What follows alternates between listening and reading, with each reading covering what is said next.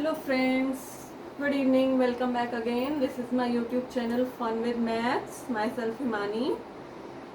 Today I am going to take another topic which is also based on cardinality of set. Last time भी मैंने आपको cardinality of set के ऊपर एक video दी थी जिसमें मैंने आपको कुछ क्वेश्चन सॉल्व करके दिखाए थे CSIR नेट के. आज मैं अगेन वही टॉपिक फिर से ले रही हूँ, लेकिन आज हम उस कंसेप्ट की बात करेंगे और उससे बेस्ड एक दो क्वेश्चंस करेंगे जो हमारे CSIR नेट में आ चुके हैं. तो हमारा जो मेन टॉपिक है that is countable set and uncountable set. ये हमारा टोटली कार्डिनैलिटी पे डिपेंड करता है. कार्डिनैलिटी किस सेट की कितनी है. अब जिस सेट की जितनी कार्डिनैलिटी होती है उसके अकॉर्डिंग हम उसको काउंटेबल या फिर अनकाउंटेबल बोलते हैं.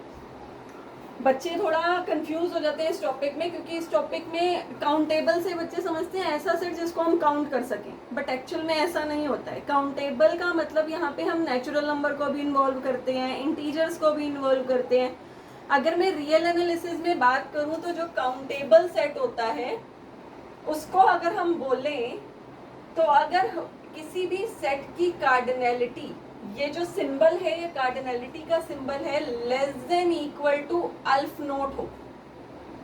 ये जो हमारा सिंबल है ये अल्फ नोट का सिंबल होता है, इसे अल्फ नोट बोलते हैं. अल्फा नोट बोल दो या अल्फ नोट बोल दो, एक ही बात है. ये जो हमारा सिंबल होता है ये अल्फ नोट का सिंबल होता है. और ये जो मोड मैंने ये वर्ड लगाया है ये हमारा कार्डिनैलिटी के लिए लिखा है मैंने. अगर आप चाहें तो यहाँ पे CARD करके कार्डिनैलिटी ऑफ ए भी लिख सकते हैं, उससे भी कोई फर्क नहीं है. अगर किसी सेट की cardinality less than equal to aleph naught आ जाए तो ऐसे सेट को काउंटेबल सेट कहते हैं. अब ये अल्फ नोट क्या है? ये एक रियल नंबर का नंबर है जो एक्चुअल में एग्जिस्ट नहीं करता, बट हाँ हम इसको काउंट कर सकते हैं. ये जो अल्फ नोट होता है ये हमारे नेचुरल नंबर की कार्डिनैलिटी होती है. कार्डिनैलिटी ऑफ नेचुरल नंबर जो होती है वो अल्फ नोट होती है. सिमिलरली कार्डिनैलिटी ऑफ जेड जो होती है वो भी अल्फ नोट होती है. और कार्डिनैलिटी ऑफ रैशनल नंबर्स जो होती है वो भी अल्फ नोट के इक्वल होती है. या इन शॉर्ट अगर मैं ये बोलूं कि किसी भी आप सेट की नेचुरल नंबर के साथ 1-1 कोरस्पॉन्डेंस बना सकते हैं. अगर कोई भी सेट आपका नेचुरल नंबर के साथ 1-1 कोरस्पॉन्डेंस बना सकता है तो ऐसा सेट जो होता है वो काउंटेबल सेट की फॉर्म में आता है. अगर कोई भी सेट आपका नेचुरल नंबर के साथ 1-1 फंक्शन या 1-1 कोरस्पॉन्डेंस बना देता है तो ऐसे सेट को हम काउंटेबल सेट कहते हैं. और ये natural number, integers, rational number ये सारे हमारे 1-1 कोरस्पॉन्डेंस बना देते हैं. इसीलिए हम इन सबको अल्फ नोट की कैटेगरी में रखते हैं कि ये हमारे अल्फ नोट नंबर हैं. ये एक ऐसे सेट है जिसको हम काउंट कर सकते हैं या जो काउंटेबल वाले सेट की फॉर्म में आ सकते हैं. तो ये सारे हमारे काउंटेबल सेट कहलाते हैं. सिमिलरली अगर मैं यहाँ पे अनकाउंटेबल देखूं तो ऑब्वियस ही बात है, नाम से ही पता चल रहा है, जिस भी सेट की कार्डिनैलिटी, यहाँ पे मैंने बी सेट ले लिया और कार्डिनैलिटी का सिंबल लगा दिया. अगर कार्डिनैलिटी ग्रेटर देन अल्फ नोट आ गई, अब मैंने यहाँ पे इक्वालिटी इन्वॉल्व नहीं करी. क्यों? क्योंकि इक्वालिटी यहाँ आती है काउंटेबल सेट में.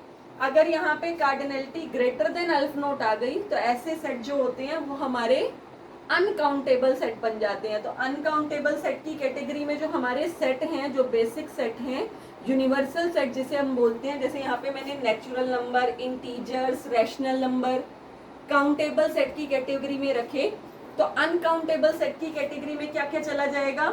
सबसे पहले तो चला जाएगा इरैशनल नंबर. इनकी कार्डिनैलिटी जो होती है वो अल्फ 1 होती है. अल्फ नोट से बड़ी बनानी है तो मैंने अल्फ 1 बना दी. सिमिलरली रियल नंबर की जो कार्डिनैलिटी होती है वो भी अल्फ 1 होती है. अब ये कैसे आती है? हमें पता है रियल नंबर जो है वो रैशनल और इरैशनल की यूनियन से मिलके बनता है. तो ऑब्वियस ही बात है, अगर इसकी अल्फ नोट है, इसकी अल्फ 1 है, तो यूनियन करेंगे तो बड़ा सेट आता है ना. तो यूनियन करके जो बड़ा सेट आएगा तो कार्डिनैलिटी भी उसकी कंसीडर की जाएगी. सिमिलरली कॉम्प्लेक्स नंबर जो होते हैं उनकी कार्डिनैलिटी जो होती है वो x2 होती है, और बड़ी हो जाती है, रियल वालों से भी बड़ी. तो ये जो सेट हैं, जो हमारे मेन यूनिवर्सल सेट हैं, ये सारे हमारे अनकाउंटेबल सेट्स में जाते हैं. अब इसके बाद बात करते हैं अलजेब्रा की, कि इनका अलजेब्रा कैसे देखते हैं.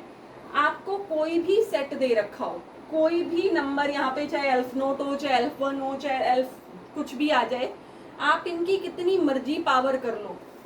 जैसे फॉर एग्जांपल अगर मैंने एल्फ नोट की पावर n कर दिया और n मेरा कोई भी नेचुरल नंबर है, मैंने कोई पावर कर दी, तो इसकी वैल्यू हमेशा एल्फ नोट ही रहती है, ये चेंज नहीं होगी। लेकिन हमें पता है जब हम पावर सेट बनाते हैं किसी का, जब हम किसी का पावर सेट बनाते हैं, सेट ऑफ होल सबसेट्स, तो उसकी कार्डिनलिटी कैसे लिखते हैं। पावर सेट बनाने के लिए कार्डिनलिटी ऑफ पावर सेट क्या होती है हमारी, जो कार्डिनलिटी ऑफ पावर सेट होती है वो आती है 2 इंटू में कार्डिनलिटी ऑफ जो भी मेरा सेट है वो 2 की पावर में उस सेट की कार्डिनलिटी डाल देते हैं, तो हमारे पावर सेट की कार्डिनलिटी निकल जाती है। अब अगर मान लो मुझे पावर सेट बनाना है नेचुरल नंबर का, तो पावर सेट नेचुरल नंबर का जब हम बनाएंगे तो यहाँ पे मेरे को power set of natural number लिखना है, power set of natural number, तो यहाँ पे आ जाएगा 2 raise to power cardinality of natural number which is our aleph naught. तो यहाँ पे एल्फ नोट आ गया। अब बेटा अगर ये 2 की पावर में चला जाता है, 2 की पावर में एल्फ नोट आ गया, तो वो एक नंबर इंक्रीज हो जाता है, कार्डिनलिटी बड़ी हो जाती है। अब जब ये कार्डिनलिटी बड़ी हो जाएगी तो ये यहाँ पे एल्फ 1 बन जाएगा।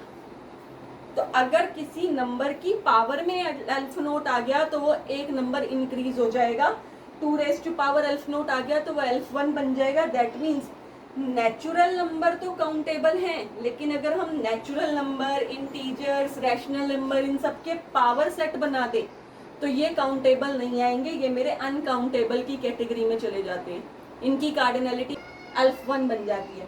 ऐसे ही अगर मैं power set of real number का निकाल रही हूँ, कार्डिनलिटी निकाल रही हूँ power set of real number की, तो वो मेरी बन जाएगी 2 raise to power cardinality of R which is our 2 raise to power aleph 1। तो ये हमारी कार्डिनलिटी बन जाएगी कॉम्प्लेक्स नंबर के इक्वल, एल्फ 2 के इक्वल आ जाएगी कार्डिनलिटी ऑफ एल्फ 2। इसके अलावा आप इनके आपस में प्रोडक्ट कर लो, इसको प्रोडक्ट से कोई फर्क नहीं पड़ता। अगर आप यूनियन करेंगे तो यूनियन में हमेशा बड़े वाली कार्डिनलिटी आंसर आएगी, कि आप अगर नेचुरल नंबर और इन रियल नंबर या रैशनल नंबर इनकी यूनियन निकाल रहे हो तो यूनियन में हमेशा बड़े वाली कार्डिनलिटी आंसर आएगी। प्रोडक्ट कर रहे हो तो प्रोडक्ट में आपको अकॉर्डिंग टू कार्डिनलिटी देखना पड़ेगा क्या आंसर है, तो ये सारी इनकी अलजेब्रा होती है। अब ये तो हो गया मेन कंसेप्ट की बात। अब मैं आपको एक आधा क्वेश्चन कराती हूँ इससे रिलेटेड, जो CSIR नेट में दे रखा है कि काउंटेबल और अनकाउंटेबल कैसे चेक करेंगे, तो वो करते हैं।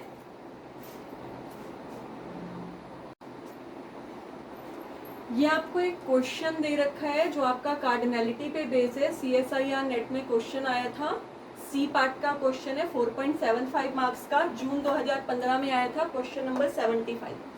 आपको चेक करना है which of the following functions are uncountable. आपको ये बताना है इनमें से कौन सा अनकाउंटेबल है। तो आपको पता चल ही गया होगा, अगर कार्डिनलिटी एल्फ नोट से कम आई तो काउंटेबल, और एल्फ नोट से बड़ी आ गई तो अनकाउंटेबल। तो हम वही यहाँ पे चेक करेंगे। वैसे तो डायरेक्ट चेकिंग वाला क्वेश्चन है, इसमें ऐसा सच आपको ज्यादा कुछ करना नहीं है। आपको पता होना चाहिए जब भी किसी फंक्शन की कार्डिनलिटी निकालते हैं तो क्या करते हैं, जो पीछे वाला नंबर होता है उसकी कार्डिनलिटी रेस टू पावर आगे वाले सेट की कार्डिनलिटी। फॉर एग्जांपल अगर मान लो मुझे f दे रखा है कोई फंक्शन a टू b और मुझे कार्डिनलिटी निकालनी है f की, तो हम क्या करेंगे, cardinality of b raise to power cardinality of a। ये मेरे किसी भी फंक्शन की कार्डिनलिटी कैलकुलेट करने का फॉर्मूला होता है। तो अब हम यहाँ से अपने फर्स्ट पार्ट से स्टार्ट करेंगे, क्योंकि ऑब्वियसली सी पार्ट का क्वेश्चन है तो मोर देन वन आंसर्स भी हो सकते हैं। तो यहाँ से हम स्टार्ट करेंगे। पीछे वाला जो सेट है उसकी कार्डिनलिटी है 2, इसकी कार्डिनलिटी हमें दे रखी है 2 क्योंकि 2 ही एलिमेंट है। तो यहाँ पे आ जाएगा 2 रेज टू पावर आगे वाले सेट की कार्डिनलिटी नेचुरल नंबर जो हमारी होती है 2 raise to power aleph naught. और अभी मैंने आपको बताया था अगर 2 की पावर में एल्फ 1 आ गया, एल्फ नोट आ गया, तो वो हमारा एक नंबर इंक्रीज हो जाता है, एल्फ 1 बन जाता है। तो यहाँ से हम क्या कहेंगे, ये मेरा एक अनकाउंटेबल सेट है। चलो एक आंसर तो पता चल गया, दैट मीन्स 1 तो इसका आंसर है, ए पार्ट तो इसका आंसर है, अनकाउंटेबल बन रहा है। सेकंड पे आओ, बी पार्ट पे। मैंने यही बोला पीछे वाले की कार्डिनलिटी की पावर आगे वाले की कार्डिनलिटी कर दो। पीछे मेरा नेचुरल नंबर है जिसकी कार्डिनलिटी होती है एल्फ नोट, और उसकी कार्डिनलिटी आगे वाले की कार्डिनलिटी करेंगे स्क्वायर, और मैंने अलजेब्रा ऑफ कार्डिनलिटी में आपको बताया था कि इसकी कितनी मर्जी पावर कर दो, इसका आंसर यही रहना है। दैट मीन्स ये मेरा एक काउंटेबल सेट है, तो सेकंड पार्ट तो कैंसिल हो गया, ये मेरा काउंटेबल सेट आ रहा है। सिमिलरली सी पार्ट के लिए करोगे बच्चे, इस कंडीशन से मुझे कुछ खास फर्क नहीं पड़ता, क्योंकि ये सिर्फ मेरे 2 नंबर्स पे कंडीशन लगा दी, उससे मुझे खास फर्क नहीं पड़ता। आप सिर्फ अपनी कार्डिनलिटी चेक करोगे बिल्कुल सेम मेथड से, तो वही लगाएंगे। यहाँ पे आपको, मेरे को लगता है थोड़ी सी कुछ गड़बड़, यहाँ पे क्या दे रखा है बेटा, यहाँ पे आपको फिर से वही चीज जो हमारे सेकंड पार्ट में दे रखी थी, नेचुरल नंबर, और इधर दे रखा है ए बी, तो वही करेंगे एल्फ नोट की पावर 2, फिर से ये एल्फ नोट आएगी विच इज काउंटेबल। तो सी पार्ट भी इसका आंसर नहीं हो सकता, सी भी मेरा काउंटेबल आ रहा है, तो सी को भी कैंसिल कर दो। सिमिलरली डी पार्ट पे आओ, डी पार्ट में फिर से वही पीछे वाले सेट की जो कार्डिनलिटी है वो है 2, और आगे वाले सेट की कार्डिनलिटी है एल्फ नोट, तो 2 की पावर में एल्फ नोट करेंगे तो कार्डिनलिटी आ जाएगी एल्फ 1 विच इज अनकाउंटेबल। तो आपने देखा कितना सिंपल सा क्वेश्चन था, कितनी इजीली सॉल्व हो गया, कैसे हमने डायरेक्ट कार्डिनलिटी से पता लगा दिया कि वो काउंटेबल है या